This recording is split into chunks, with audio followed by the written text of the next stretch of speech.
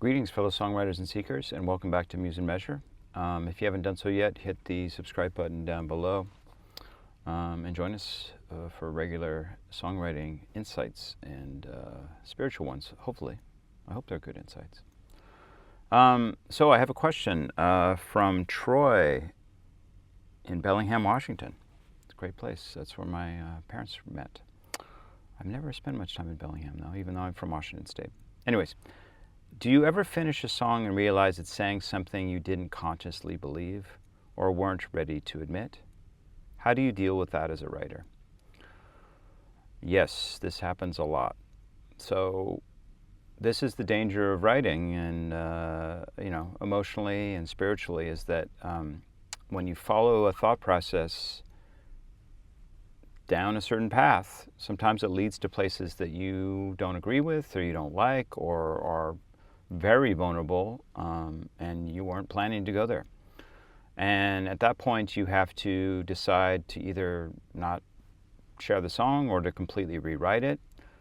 But you should probably ask yourself, is this a truth that I'm just trying to avoid, and that actually I stumbled upon it or through deduction came to this conclusion, and that it deserves to be aired? Now, it might be something so nihilistic or dark that you feel like the world does not need this right now. One time I had this dream where I wrote this song called Nothing Ever Changes. And let me bring up the lyrics for that, because when I dreamt it, I got the whole first verse in a dream. And it's pretty bleak. It's a pretty bleak statement. It's basically saying that, everything is horrible the way it is, and it's, this is always how it's going to be. And so I had to kind of decide whether this was something that I wanted to bring out into the world, or whether it was something that, just like, okay, well, this was an interesting songwriting experiment. It came from a dream, so that was very cool. But this is too dark and bleak even for, my song catalog, and I'm known for writing very dark and depressing lyrics. So here's some of the lyrics. Nothing ever changes in this cobwebbed world of sorrow. When depression starts to wane, it'll be back strong tomorrow. And if things go as planned tonight, I'm going to bitch myself to sleep, soothe my wallet heart with 1,000 slaughtered sheep, because nothing ever changes, no. Second verse. It's the circle and the line. It's the bleak black road of horrors, the arrow and the cross that taints the lips of martyrs.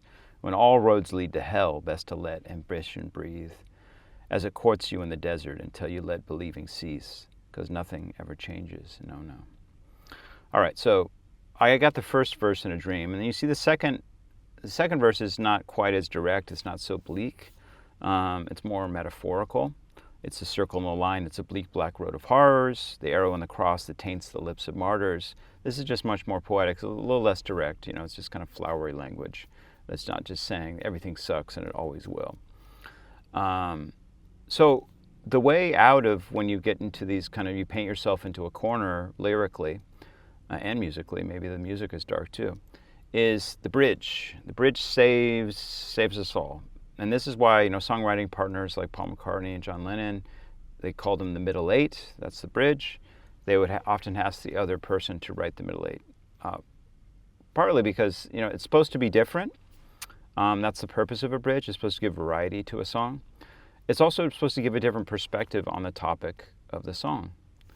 And so the bridge can really save you in these instances. It can offer this new perspective, and it can just say, okay, well, that's the mindset of the verses and the choruses, but the bridge here has a different view, a wiser view, let's say. And bridges are often supposed to be the wisdom part of a song.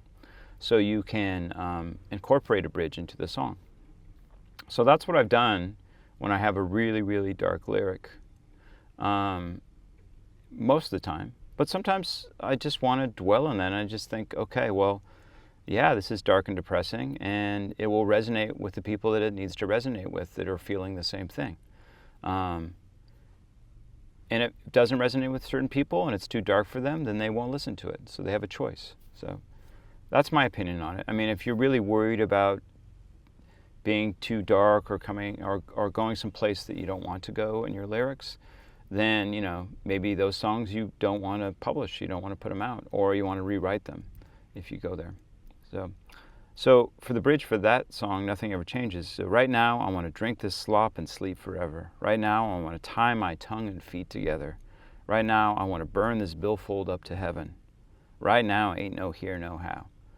So what I did on the bridge there was offer a different perspective in that it's not this kind of soothsayer or this augury of how horrible everything is and it will continue to be horrible, even be worse in the future. It's just kind of a silly, kind of more animalistic or base mindset. Right now I want to drink this slop and sleep forever, so get wasted, because nothing ever changes, so who cares?